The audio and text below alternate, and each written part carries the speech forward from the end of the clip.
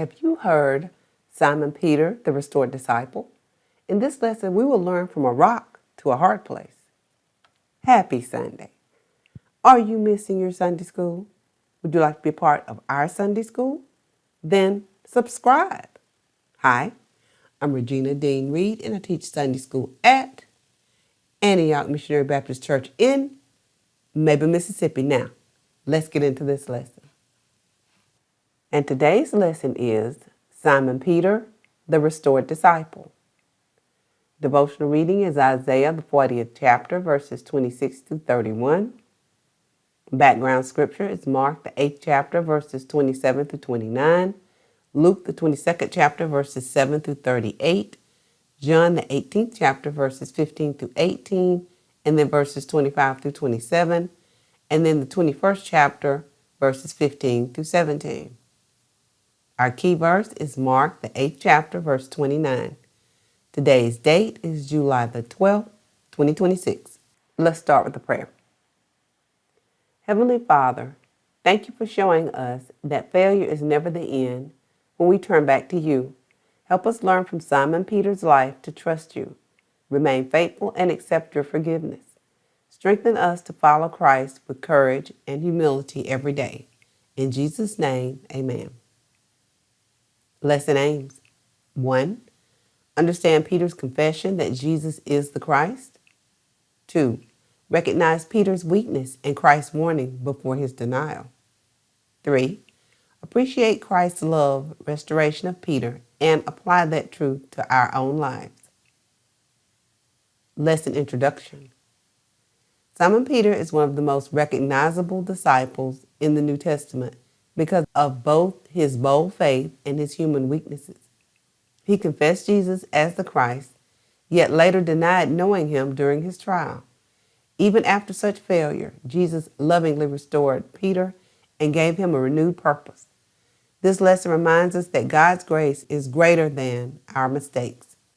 Lesson context. Jesus spent much of his earthly ministry preparing his disciples for his death, resurrection, and the work they would continue afterwards. Peter often spoke first and acted boldly, making him both an example of strong faith and human weaknesses. After Peter denied Christ 3 times, Jesus did not reject him, but restored him through a personal conversation after the resurrection. Peter's restoration demonstrates Christ's mercy and his desire to restore repentant believers. Lesson scriptures. Mark, the 8th chapter, verses 27 through 29. Luke, the 22nd chapter, verses 31 through 34. And John, the 21st chapter, verses 15 through 17. Verse 27. And Jesus went out and his disciples into the town of Caesarea Philippi. And by the way, he asked his disciples, saying unto them, Whom do men say that I am? Jesus asked this question to discover what people believed about him. Many had opinions, but Jesus wanted his disciples to move beyond public opinion to personal faith. Every believer must answer this same question personally. Matthew, the 16th chapter and the 13th verse, John, the 6th chapter, verses 68 through 69. Verse 28. And they answered John the Baptist, but some say Elias, and others one of the prophets. The crowds recognized Jesus as someone extraordinary, but failed to understand his true identity. Their answers reflected confusion instead of saving faith. Knowing about Jesus is different from truly believing in him. Matthew, 14th chapter, verses 1 through 2. John, the 1st chapter, verse 21. Verse 29. And he said unto them, But whom say ye that I am? And Peter answered and saith unto him, Thou art the Christ. Peter boldly declared that Jesus is the promised Messiah. This confession became a turning point in the disciples' understanding of Christ. Every Christian must personally confess Jesus as Lord and Savior. Romans, the 10th chapter, verses 9 through 10. John, the 20th chapter, verse 31. And our lesson scriptures changed to Luke, the 22nd chapter, verses 31 through 34. Verse 31. And the Lord said, Simon, Simon, behold, Satan has desired to have you, that he may sift you as wheat. Jesus warned Peter that spiritual attacks were coming. Satan wanted to test Peter severely, but Jesus already knew the danger. Believers should remember that spiritual battles are real, but Christ is greater than every attack.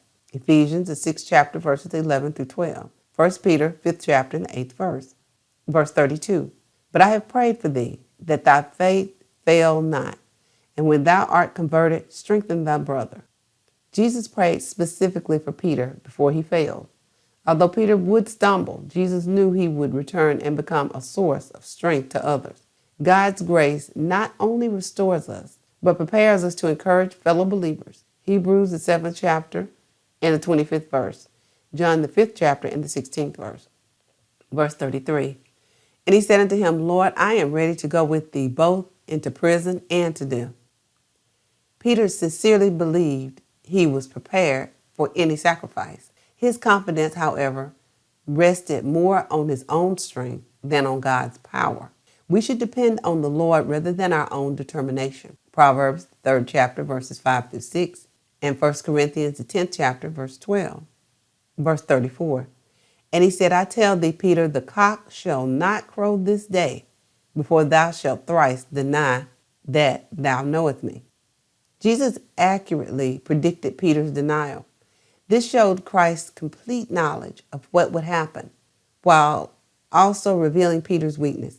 Even when we fail, God already knows our need and offers forgiveness to those who repent. Psalms 139, verses 1 through 4. 1 John chapter 1, verse 9. Lesson scriptures. Our lesson scripture changed to John 21st chapter, verses 15 through 17. Verse 15.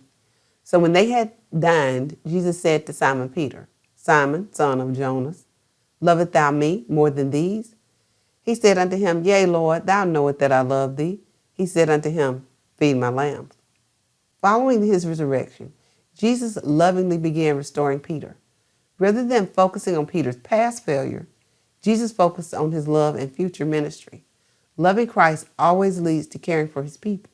John, the 14th chapter, verse 15, and 1 Peter, 5th chapter, 2nd verse. Verse 16, he said unto him again the second time, Simon, son of Jonas, lovest thou me?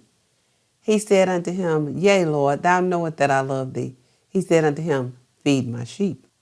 Jesus repeated the question to emphasize the importance of wholehearted devotion. Peter was reminded that faithful ministry begins with genuine love for Christ. Spiritual leadership is built on love, not pride.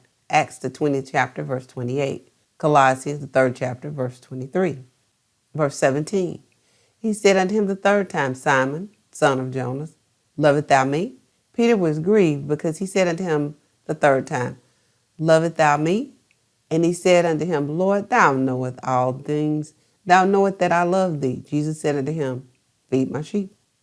The three questions mirror Peter's three denials, showing Christ's complete restoration of his disciple. Peter humbly trusted God's perfect knowledge of his heart. Jesus restored Peter to useful service, providing that failure does not have the final word when there is repentance. 2 Corinthians, the 5th chapter, the 17th verse. Galatians, 6th chapter, verse 1.